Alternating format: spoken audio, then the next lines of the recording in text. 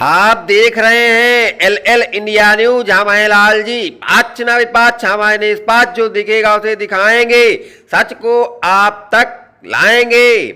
हम में है दम, खबर में है दम, सच्ची अच्छी खबरें दिखाएंगे हम। एल इंडिया न्यूज को सब्सक्राइब जरूर करें। अल्पसंख्यक समाज की बैठक गौरी में हुई, जिसमें सभी पत्रकार सम्मानित किए गए। अल्पसंख्यक के जिला अध्यक्ष मोहम्मद हारून आजीज का स्वागत मोहम्मद अनवर अंसारी द्वारा किया गया, जिसमें अल्पसंख्यक के सभी पदाधिकारी मौजूद थे। अल्पसंख्यक एकजुट हो गया, अपने अधिकार ले लेगा। एससी एकजुट हो गया, अपने अधिकार ले लेगा।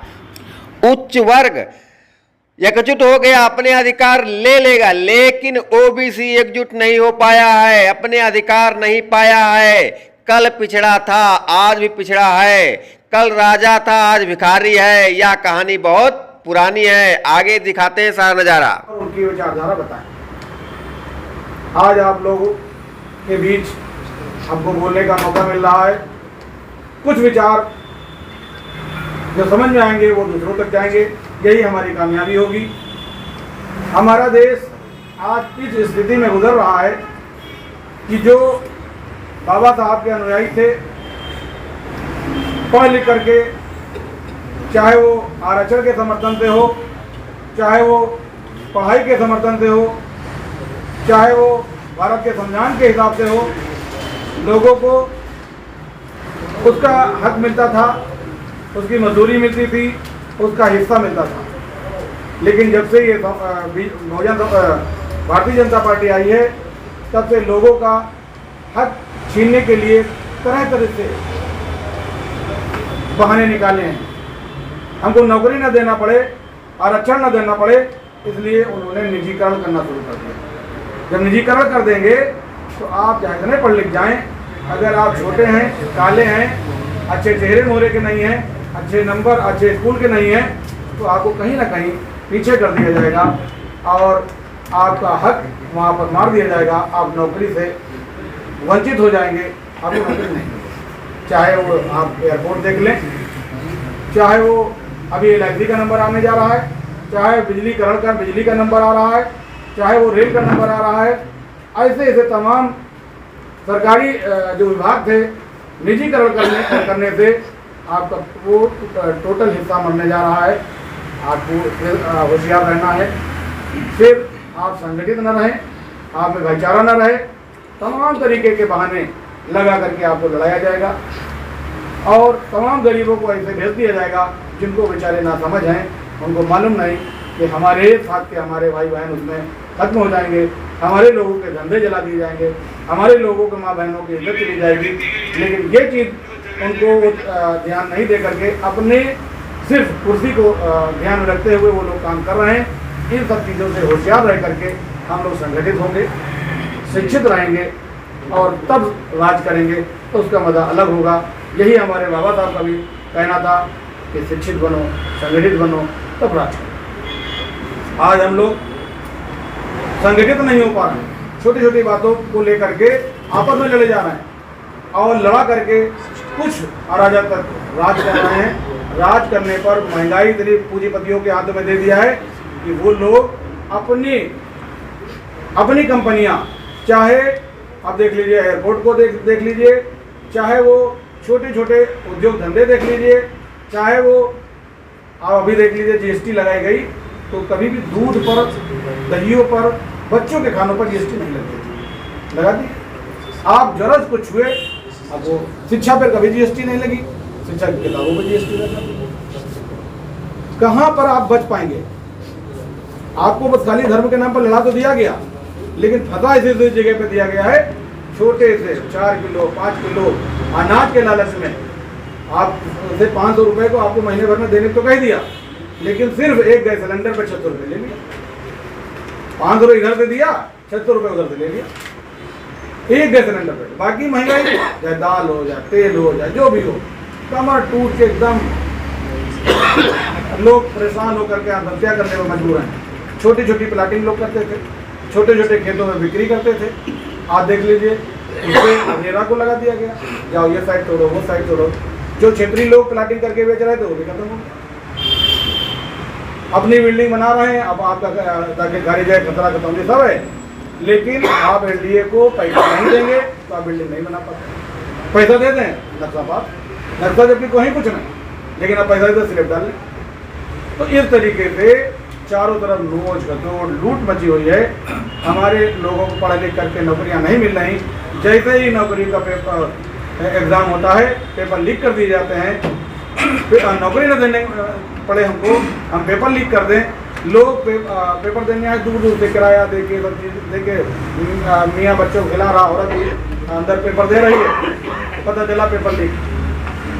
अब कहाँ से भूखे प्यासे आए, पेपर लीक, काम करना, पैसा भी गया, किराया भी गया, दिन भी गए, परेशानी भी गई, नौकरी भी नहीं मिली। इस तरीके से आप देख लीजिए, जो जिधर 17 के बाद सरकारें आई, आपके खनन विभाग हो, मोहरंग का काम हो, बिजली का मीटर देख लीजिए आप, स्मार्ट मीटर, मैनुअल मीटर, कितना बड़ा फर्क। अगर आप देख लीजिए मैनुअल लगा हो, स्मार्ट लगा हो, ऐसे आपके ऊपर जुर्माने लगा दिए जाएंगे, आप समझ नहीं पाएंगे। तो इन सब चीज़ों से आपको बचना है, तो इकट्ठे होना है। इकट्ठे होकर के आपको इस तानाशाही सरकार को हटा फेंकना है, तभी हम लोग सही सुकून की ज़िंदगी जी पाएंगे। अन्यथा हम लोग आगे आने वाले, अगर हम 24 में जरा भी चूक गए तो हमारे देश में तराई तराई मचेगी। ये आने वाला वक्त होशियार कर रहा है, इससे हम लोग को होशियार होना है। आप लोग को समाजवादी पार्टी के विचारधाराओं को समझना होगा, जो नफरत की भावनाओं को दूर करती है, छोटे छोटे धंधों को आगे बढ़ाती है, लोगों को जोड़ती है, सबका सम्मान देती है, सबका विकास करती है। ऐसी पार्टी को आपको आगे बढ़ाना है।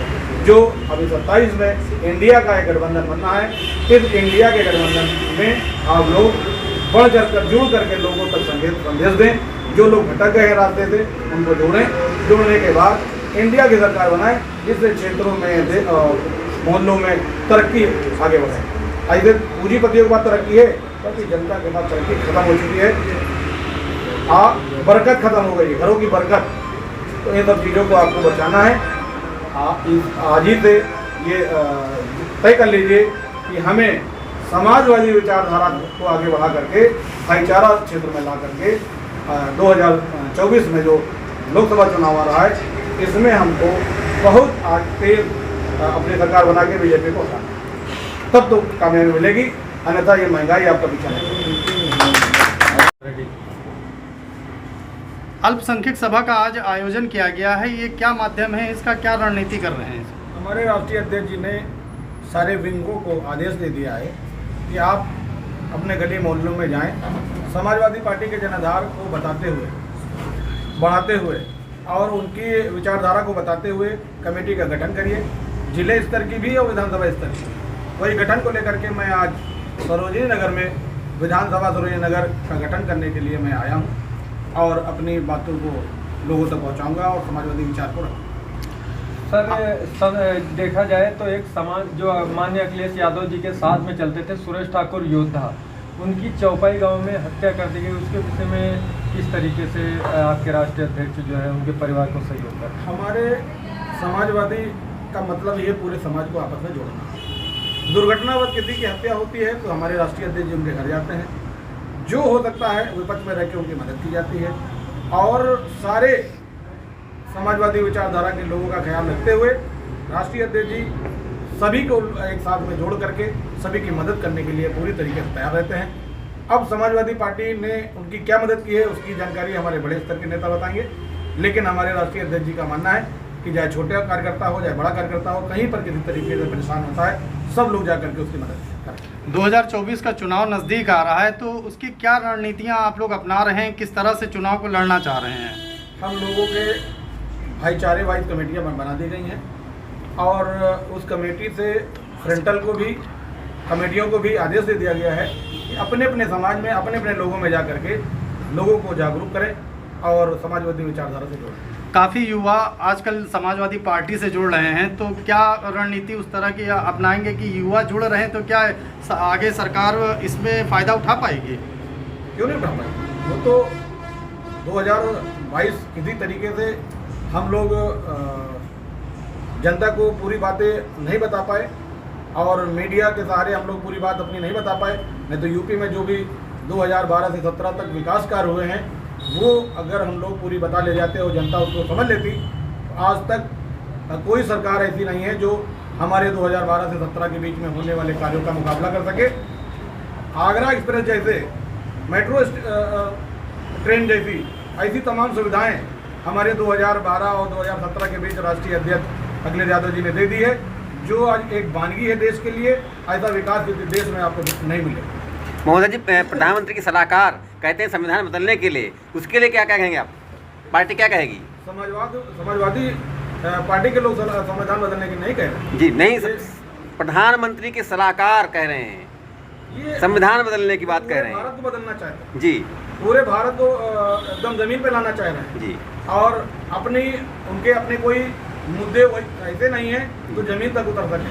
वो तो खाली आटा दाल चावल में बहला करके इतनी महंगाई बढ़ा दी है कि 500 रुपये दे करके और 2500 रुपये वापस ले लिए। आज जनता त्राही कर रही है और हर स्तर पर परेशान है। ये 2024 में इसका बदला जनता जरूर लेगी।